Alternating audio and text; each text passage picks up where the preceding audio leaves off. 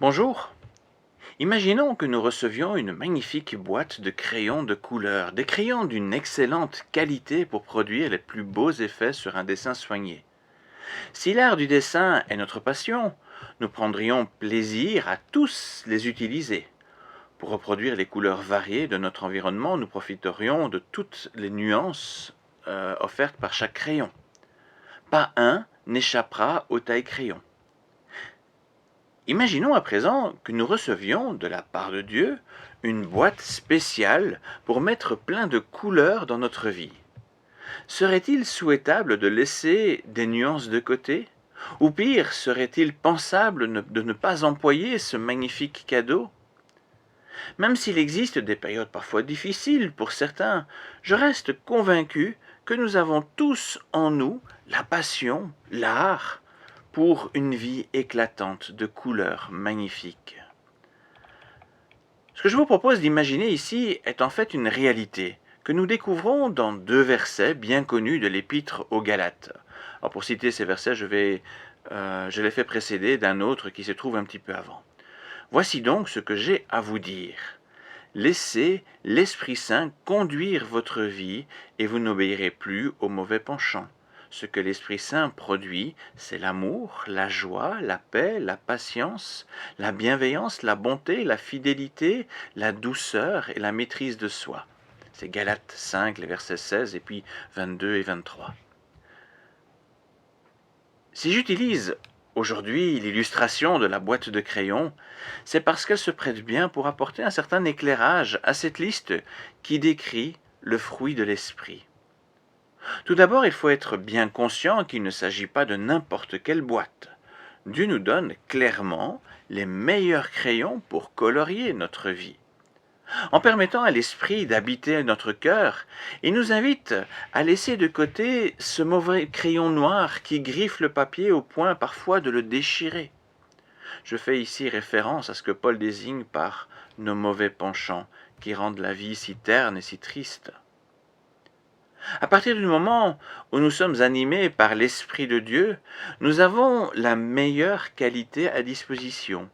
Ces mines qui offrent un trait onctueux et délicat sans provoquer la moindre blessure au support sur lequel on dessine. Ces crayons caressent le papier, tout comme la tendresse de Dieu agissant par son esprit caresse et dessine notre vie pour la rendre rayonnante. Deuxièmement, Dieu nous offre une boîte aux multiples couleurs. Le fruit de l'esprit n'est pas unique, mais très diversifié. Quand on dispose d'une telle palette de couleurs, il ne nous viendrait pas à l'esprit de n'utiliser qu'un seul crayon. Que serait l'amour rouge sans la patience verte ou la douceur bleue? Ouvrir une boîte où tous les crayons restent inutilisés à l'exception d'un seul qui est déjà bien taillé, cela crée un malaise, un déséquilibre. Nul besoin d'oublier des couleurs. Nul besoin d'oublier une facette du fruit de l'esprit. Tous ont une nuance importante qui donne une touche unique à notre vie. Le malaise existerait aussi si on devait ouvrir une boîte dans laquelle un crayon en particulier est délaissé systématiquement, laissé de côté. Dieu ne veut pas faire de nous des chrétiens daltoniens, mais bien des hommes et des femmes qui rayonnent de toutes leurs couleurs, de toutes les couleurs de l'Esprit Saint.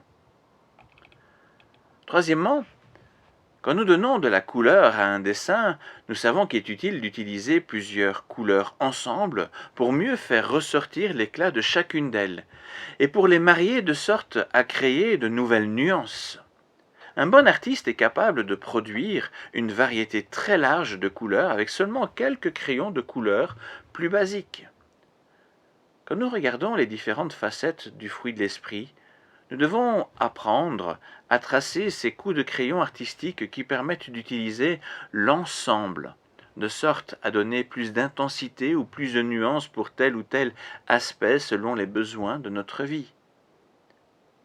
Dans notre vie chrétienne, il nous faudra peut-être, dans un premier temps, apprendre à utiliser chaque crayon individuellement, nous approprier sa texture et sa couleur. Je veux dire par là qu'il est sans doute nécessaire pour commencer de considérer en prière et en pratique chaque facette du fruit de l'esprit individuellement, afin de mieux l'appréhender pour donner de l'éclat coloré à notre vie. Et puis, le temps passant, la maturité spirituelle grandissante, notre regard s'ouvrant sur des besoins plus nuancés, on apprend petit à petit à combiner les crayons, à nuancer les traits, de sorte à se créer une personnalité unique grâce à cet esprit qui vit en nous. On peut par exemple sublimer la maîtrise de soi en la combinant à la patience. Dieu nous appelle à être des témoins vivants. C'est pourquoi il veut que nous devenions des êtres colorés qui attirent leur regard par leur beauté. Une beauté qui donne envie, une beauté qui nous vient en fait de l'action de l'Esprit de Dieu en nous.